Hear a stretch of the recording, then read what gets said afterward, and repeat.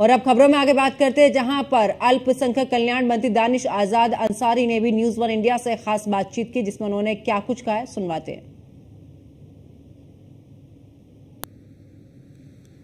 Board से जुड़े हुए संशोधन का बिल आज सदन में ला रही है, जिसको लेकर हमारे साथ हैं उत्तर प्रदेश सरकार के अल्पसंख्यक कल्याण वक्फ हज मंत्री दानिश आजाद अंसारी। मंत्री जी, जिस तरीके से ये बिल आ रहा है, क्या कहेंगे इस बिल पर? इस बिल को लेकर बहुत सारे सवाल भी विपक्ष की तरफ से उठाए जा रहे हैं।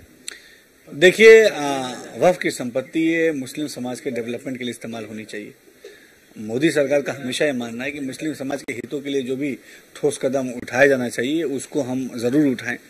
वक्फ की संपत्तियों पे इलीगल इंक्रोचमेंट, अवैध कब्जे, उनका मिसयूज, तमाम तरीके की शिकायतें आम मुसलमानों के द्वारा हमेशा आती हैं।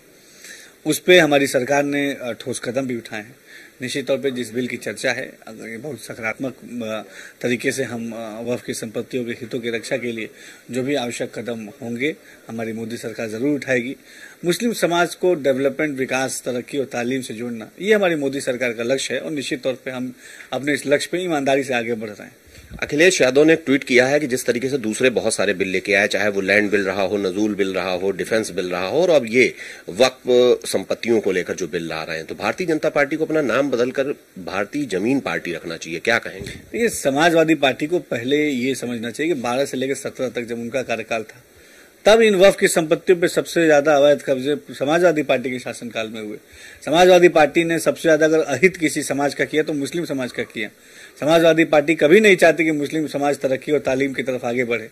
समाजवादी पार्टी का केवल और केवल एजेंडा मुसलमानों को वोट बैंक की तरह इस्तेमाल करना है।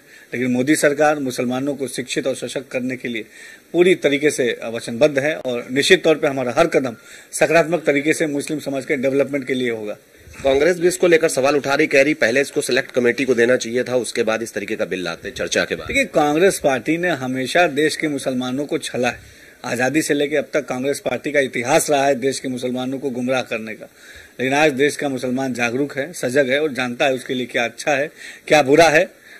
निश्चित तौर पे मुस्लिम समाज के विकास के लिए जो भी आवश्यक होगा, जो भी जरूरी होगा, हमारी मोदी सरकार वो कदम पूरी ईमानदारी से उठाएगी।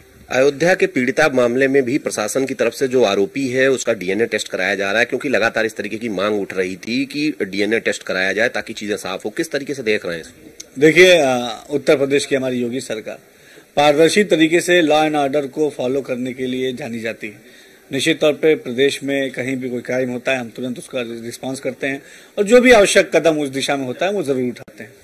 धन्यवाद। ये हैं उत्तर प्रदेश सरकार के मंत्री दानिश आजाद अंसारी, जो बता रहे हैं कि सबसे ज्यादा कब्जे उत्तर प्रदेश में समाजवादी पार्टी सरकार के दौरान हुए हैं और सरकार पारदर्शी तरीके से गरीब और वास्तव में जिनको जरूरी है उन मुसलमानों के हितों की रक्षा हो सके, इसलिए इस तरीके का संशोधन बिल लेकर आ रही है। कैमरामैन अमित शाहनी के साथ मैं इसके वाजपेयी, न्यूज़ इंडिया, लखनऊ के